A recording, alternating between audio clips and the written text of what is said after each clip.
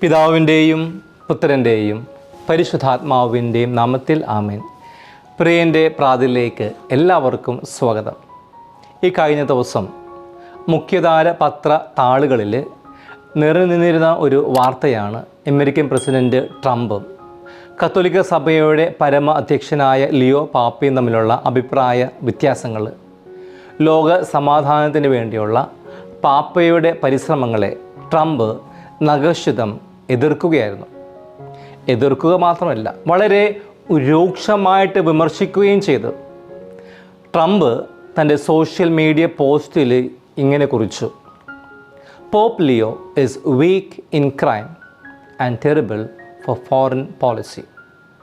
Pop Leo കുറ്റകൃത്യങ്ങളിൽ ദുർബലനാണ്, വിദേശ നയത്തിൽ അദ്ദേഹം ഭയങ്കരനാണ്. എന്നാൽ ലിയോ പാപ്പ ഇവയ്ക്ക് ഒന്നും മറുപടി നൽകില്ല. വിമർശനങ്ങളെ വളരെ പക്വതയോടുകൂടി നേരിട്ടു. ആഫ്രിക്കയിലേക്കുള്ള അജപാലന യാത്ര മധ്യേ പത്രക്കാരുടെ ചോദ്യങ്ങൾക്ക് മറുപടി നൽകുന്ന വേളയിൽ ഒരു പത്ര റിപ്പോർട്ടറുടെ ചോദ്യം ഇങ്ങനെയായിരുന്നു: are you afraid of the Trump administration?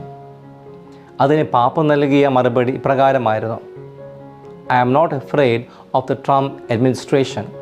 No, I am afraid of preaching the gospel of Christ. Trump ഭരണകൂടത്തെ ഞാൻ ഭയപ്പെടുന്നില്ല, ക്രിസ്തുവിൻ്റെ സുവിശേഷം പ്രസംഗിക്കുവാനും ഞാൻ ഭയപ്പെടുന്നില്ല. വലിയ ഇടയൻ്റെ, ഒരു നല്ല ഇടയൻ്റെ വാക്കുകളായിരുന്നു ഇവ. യഥാർത്ഥത്തിൽ ഒരു നല്ല ഇടയന് മാത്രമേ ഇങ്ങനെ പറയുവാനും പ്രവർത്തിക്കുവാനും സാധിക്കുകയുള്ളൂ. അതായത് നല്ല ഇടയനായ ഈശോയെപ്പോലെ ഉള്ളവർക്ക് മാത്രമേ ഇങ്ങനെ പെരുമാറുവാൻ പറ്റുകയുള്ളൂ. നല്ല ഇടയനായ ഈശോയെ അനുകരിക്കുന്ന മറ്റൊരു നല്ല ഇടയനാണ് ലിയോ പാപ്പ.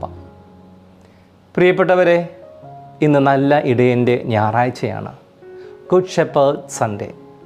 ഒരു നല്ല ഇടയൻ എപ്രകാരമായിരിക്കണമെന്ന് ഇന്നത്തെ വചനഭാഗം നമ്മളെ ഓർമ്മപ്പെടുത്തുന്നു. നല്ല ഇടയനെ ശ്രവിക്കുവാനും ആത്മാർത്ഥമായ ബന്ധം സ്ഥാപിക്കുവാനും നല്ല ഇടയനാകുന്ന വാതിലൂടെ പ്രവേശിക്കുവാനും ഇന്നത്തെ വചനം നമ്മളെ ക്ഷണിക്കുന്നു. യോഹന്നാൻ സുവിശേഷകൻ യേശുവിന് നിരവധിയായിട്ടുള്ള സ്വയം പ്രഖ്യാപനങ്ങൾ, സ്വയം വെളിപ്പെടുത്തൽ വചനത്തിൽ രേഖപ്പെടുത്തിയിട്ടുണ്ട്. അവയിൽ ചിലത് ഇവയാണ്: ഞാൻ ലോകത്തിൻ്റെ പ്രകാശമാണ്, എന്നെ അനുഗമിക്കുന്നവർ അന്ധകാരത്തിൽ നടക്കുകയില്ല. വഴിയും സത്യവും ജീവനും ഞാനാണ്. ഞാൻ മുന്തിരിച്ചെടിയും നിങ്ങൾ ശാഖകളുമാണ്. ഞാനാണ് പുനരുത്ഥാനവും ജീവനും. ഞാൻ ജീവൻ്റെ അപ്പമാണ്. ഇന്നത്തെ വചനഭാഗത്തും ഈശോയുടെ വെളിപ്പെടുത്തൽ കാണുവാൻ സാധിക്കും. യോഹന്നാൻ 10:7 നമ്മൾ വായിക്കുന്നു. യേശു വീണ്ടും പറഞ്ഞു: സത്യം സത്യമായി ഞാൻ നിങ്ങളോട് പറയുന്നു, ഞാനാണ് ആടുകളുടെ വാതിൽ. യോഹന്നാൻ 10:9 നമ്മൾ വായിക്കുന്നു: ഞാനാണ് വാതിൽ, എന്നിലൂടെ പ്രവേശിക്കുന്നവൻ രക്ഷ പ്രാപിക്കും. വീണ്ടും യോഹന്നാൻ 10:11 നമ്മൾ വായിക്കുന്നു: ഞാൻ നല്ല ഇടയനാണ്, നല്ല ഇടയൻ ആടുകൾക്ക് വേണ്ടി ജീവൻ അർപ്പിക്കുന്നു. യഹൂദ ജനതയ്ക്ക് സുപരിചിതമായിട്ടുള്ള ഒരു പ്രതീകമാണ് ഇടയൻ. കാരണം അവരുടെ ജീവിത മാർഗമായിരുന്നു ആടുകളെ മേയ്ക്കുക എന്നത്. ഇടയനെക്കുറിച്ചുള്ള പരാമർശം പഴയ നിയമത്തിലും പുതിയ നിയമത്തിലും ഒരേപോലെ കാണുവാൻ സാധിക്കും. ഇസ്രായേലിൻ്റെ ആദ്യകാല ചരിത്രത്തിൽ ജനങ്ങളുടെ നേതാക്കന്മാരായിട്ട് തിരഞ്ഞെടുക്കപ്പെടുന്നവരെ ഇടയന്മാരെന്ന് വിളിച്ചിരുന്നു. ജോഷുവയെ ജനങ്ങളുടെ തലവനായിട്ട് തിരഞ്ഞെടുത്തപ്പോൾ ഇടയൻ എന്ന വിശേഷണം അദ്ദേഹത്തിന് കൊടുത്തതായിട്ട് സംഖ്യയുടെ പുസ്തകത്തിൽ നമ്മൾ വായിക്കുന്നു. സംഖ്യയുടെ പുസ്തകം 27-ാം അധ്യായം 16 മുതൽ 17 വചനത്തിൽ. ഇന്നത്തെ സങ്കീർത്തനം നമ്മൾ വായിക്കുകയാണ്. ഇടയനെ ചിത്രീകരിക്കുന്നതായിട്ട് ദൈവമായ കർത്താവിനെയാണ് ഇന്നത്തെ പ്രജീവനത്തിൽ നമ്മൾ കാണുന്നുണ്ട്. ജനപ്രവാചകൻ്റെ പുസ്തകത്തിലും ഇടയനെക്കുറിച്ചുള്ള പരാമർശമുണ്ട്. വിപ്രവാസ കാലത്തിന് ശേഷം എഴുതപ്പെട്ട എസേക്കിയേൽ പ്രവാചകൻ്റെ പുസ്തകത്തിൽ ഇസ്രായേലിൻ്റെ നേതാക്കന്മാരായ ഇടയന്മാരെ കൃത്യവിലോപത്തിൻ്റെ പേരിൽ മാറ്റുകയും ദൈവം തന്നെ ഇടയ ദൗത്യം ഏറ്റെടുക്കുകയും ചെയ്യുന്നതായിട്ട് നമ്മൾ കാണുന്നുണ്ട്. 34-ാം അധ്യായത്തിൽ 1 മുതൽ 31 വരെയുള്ള വചനത്തിൽ നല്ല ഇടയൻ എപ്രകാരമുള്ള ഇടയനാണെന്നും എസേക്കിയേൽ പ്രവാചകനിലൂടെ ദൈവം ഓർമ്മപ്പെടുത്തുന്നുണ്ട്.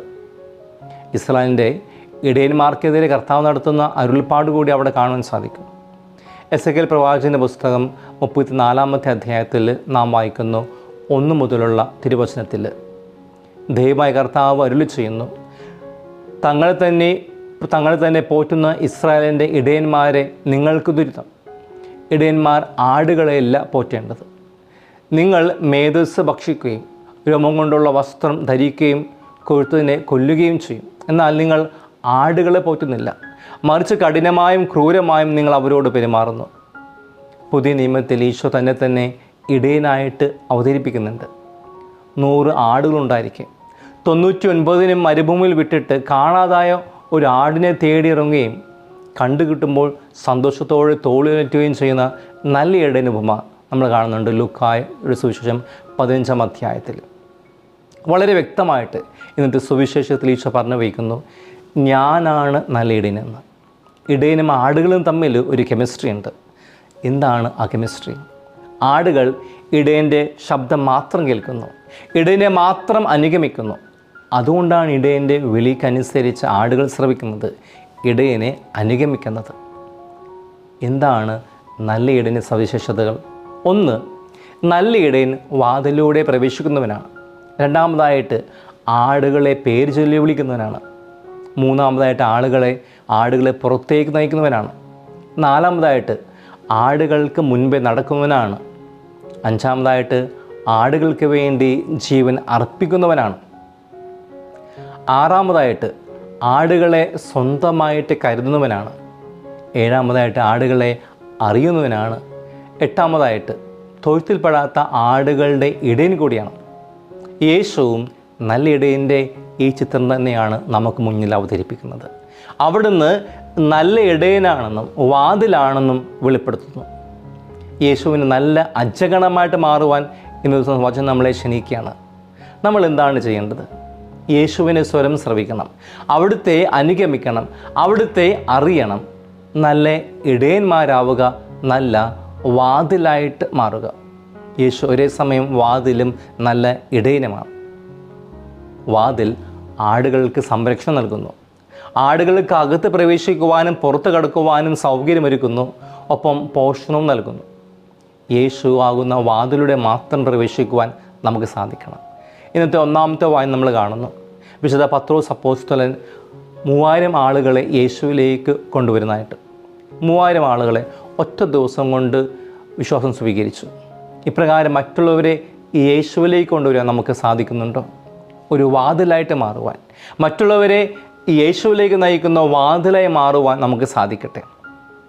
യേശുവിൻ്റെ കാലഘട്ടത്തിൽ മത അധ്യക്ഷന്മാരും യഥാർത്ഥത്തിൽ മറ്റുള്ളവരെ ദൈവത്തിലേക്ക് കൊണ്ടുവരുന്ന വാതിലായിട്ട് മാറാതെ അവർക്കെതിരെ കഥകടച്ചുകൊണ്ട് നിലകൊണ്ട്. അതുകൊണ്ടാണ് ഈശോ ഫരിസയരെയും നിയമജ്ഞരെയും നിശ്ചിതമായിട്ട് വിമർശിച്ചത്. ഫരിസയർ നിയമജ്ഞരെ നിങ്ങൾക്ക് ദുരിതമെന്ന് പറഞ്ഞത്. വചനം നമ്മളെ ക്ഷണിക്കുകയാണ് ഈശോയെപ്പോലെ ഒരു വാതിലായിട്ട് മാറുക. വചനഭാഗത്തിലൂടെ ഈശോ നമ്മളോട് അരുൾ ചെയ്യുന്നത് ദൈവത്തിൻ്റെ സ്വരം ശ്രവിക്കുവാൻ കൂടിയാണ്. എന്താണ് നല്ല ആടുകളുടെ സവിശേഷതകൾ? നല്ല ആടുകൾ നല്ല ഇടയൻ്റെ സ്വരം ശ്രവിക്കുന്നവരാണ്, ഇടയനെ അനുഗമിക്കുന്നവരാണ്, ഇടയനെ അറിയുന്നവരാണ്. ഈ ആഴ്ച കൂടുതൽ സമയം കർത്താവിൻ്റെ സ്വരം ശ്രവിക്കുവാൻ നമുക്ക് പരിശ്രമിക്കാം. ദൈവത്തിൻ്റെ അടുത്ത് കൂടുതൽ സമയം ചെലവഴിക്കുവാൻ വേണ്ടി പ്രാർത്ഥനയിൽ, നിശബ്ദതയിൽ കർത്താവിനെ സ്വരം ശ്രവിക്കുവാൻ. അപ്പോൾ ഈശോ നമ്മളോട് സംസാരിക്കുന്നത് വ്യക്തമായി കേൾക്കുവാനായിട്ട് നമുക്ക് സാധിക്കും. ദൈവം നമ്മളോട് സംസാരിക്കുന്ന ചില വേദികളാണ് വിശുദ്ധ കുർബാന മധ്യയുള്ള വചന വായന. ദൈവത്തിൻ്റെ വചനം നമ്മൾ പല ആവർത്തിയും ബലി മധ്യ നമ്മൾ കേട്ടിട്ടുണ്ട്. പക്ഷേ ശ്രദ്ധയോടെ ശ്രവിച്ചിട്ടുണ്ടോ? പുരോഹിതൻ സുവിശേഷ വായന കഴിയുമ്പോൾ നമ്മൾ ചിലപ്പോൾ ബ്ലാങ്കായി പോകാറില്ലേ? പലപ്പോഴും സഭയുടെ പ്രബോധനങ്ങൾ കേട്ടിട്ടുണ്ട്, പക്ഷേ യഥാർത്ഥത്തിൽ ഗ്രഹിച്ചിട്ടുണ്ടോ? ദൈവത്തിൻ്റെ വചനം ശ്രവിക്കുവാനായിട്ടുള്ള മറ്റൊരു മാർഗമാണ് അനുദിനമുള്ള ബൈബിൾ വായന. ഞാൻ എന്നും ബൈബിളിലെ ഒരു അധ്യായം വായിക്കാറുണ്ട്. ഇന്ന് മുതൽ തീരുമാനമെടുക്കാം, വിശുദ്ധ ബൈബിൾ എന്നും ഒരു അധ്യായം വായിക്കും. മുഴുവൻ ബൈബിൾ ഒരു തവണയെങ്കിലും ഞാൻ വായിച്ചു തീർത്ത് അങ്ങനെ ദൈവത്തിൻ്റെ വചനം ശ്രവിക്കുവാനായിട്ട് നമുക്ക് പരിശ്രമിക്കാം. നമ്മുടെ ജീവിതത്തിൽ പലപ്പോഴും യേശുവിൻ്റെ ശബ്ദം മാത്രമല്ല നമ്മൾ കേൾക്കുക. പലവിധ ശബ്ദങ്ങൾ, നമ്മുടെ പ്രലോഭനങ്ങളുടെ ശബ്ദം, നമ്മുടെ നിരാശകളുടെ ശബ്ദം, നമ്മുടെ പരിമിതികളുടെ ശബ്ദം, നമ്മുടെ ബലഹീനതയുടെ ശബ്ദം, ലോകത്തിൻ്റെ അബദ്ധ ശബ്ദങ്ങൾക്ക് നാം ചെവി കൊടുക്കാറുണ്ടോ? എല്ലായ്പ്പോഴും ദൈവത്തിൻ്റെ ശബ്ദം മാത്രം ശ്രവിക്കുവാൻ നമുക്ക് സാധിക്കട്ടെ. പ്രിയരെ, യേശുവാകുന്ന നല്ല ഇടയൻ്റെ വചനം ശ്രവിച്ചുകൊണ്ട് മറ്റുള്ളവരെ യേശുവിലേക്ക് നയിക്കുന്ന വാതിലായി മാറുവാൻ നമുക്ക് സാധിക്കട്ടെ. ഒപ്പം മറ്റുള്ളവർക്ക് പ്രത്യാശയുടെ വാതിലായി മാറുവാൻ, സേവനത്തിൻ്റെ വാതിൽ, സ്നേഹത്തിൻ്റെ വാതിൽ, യേശുവാകുന്ന വാതിലൂടെ ചരിച്ചുകൊണ്ട് അവിടെ നൽകുന്ന രക്ഷ കരസ്ഥമാക്കുവാൻ നമുക്ക് സാധിക്കട്ടെ. ഈശോയെപ്പോലെ മറ്റുള്ളവരുടെ ജീവിതത്തിൽ നല്ല ഇടയരായി മാറുവാൻ നമുക്ക് പരിശ്രമിക്കാം. ദൈവം നമ്മളെ എല്ലാവരെയും അതിനായിട്ട് സഹായിക്കട്ടെ. പിതാവും പുത്രനും പരിശുദ്ധാത്മാവും നിങ്ങളെ അനുഗ്രഹിക്കുമാറാകട്ടെ. ഈശോ മിശിഹായ്ക്ക് സ്തുതിയായിരിക്കട്ടെ.